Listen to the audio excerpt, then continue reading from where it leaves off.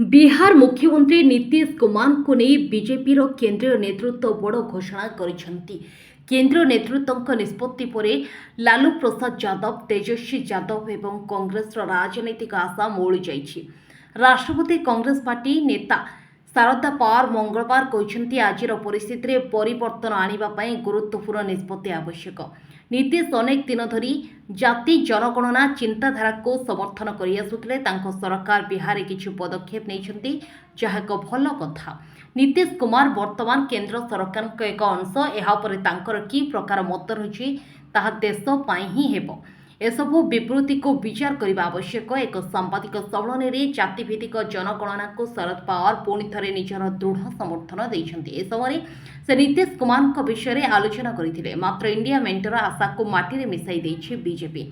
विधानसभा निर्वाचन में बीजेपी अधिक विधायक थिले मध्य बीजेपी केंद्रीय विधानसभा निर्वाचन में बीजेपी अधिक विधायक थिले मध्य बीजेपी केंद्रीय नेतृत्व गोटे कथा स्पष्ट करिसेंति जे दल केवल नीतीश कुमार नेतृत्व में बिहार विधानसभा निर्वाचन में प्रतिद्वंदिता करिबो।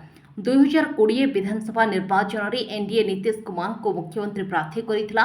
2025 रे समान घटना घटिबो। एनडीए नीतीश को नेतृत्व में निर्वाचन में प्रतिद्वंदिता करिबो, अर्थात नीतीश कुमार को केंद्रीय नेतृत्व को एक स्पष्ट वार्ता मिली। तांको नेतृत्व में बिहार में विधानसभा निर्वाचन हेबो। नीतीश कुमार नेतृत्व में समग्र दल निर्वाचन पर प्रस्तुति आरंभ करिछि। तेबे बीजेपी नेता तथा डेप्यूटी सीएम सम्राट चौधरी पूर्व यह कहि सारिछन्ति। वर्तमान अन्य जड़े बीजेपी नेता नीरज कुमार कहते आमे नीतीश कुमार नेतृत्व में 2025 विधानसभा निर्वाचन लड़िबू। बहु संख्यार आसन जीति सरकार गठन हेबो। यह होछि आम दलर केंद्रीय नेतृत्व एवं राज्य नेतृत्वर निष्पत्ति। अन्यपक्षे सम्राट चौधरी कहते लोकसभा निर्वाचन में आसन बंटन समय नीतीश कुमार नेतृत्व में बिहार आगामी विधानसभा निर्वाचन लड़िबो।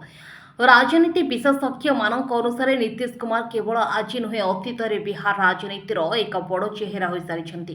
नेतृत्व को लोक मैंने विश्वास करती, आज भी लोक मैंने नेतृत्व को सम्मान करती।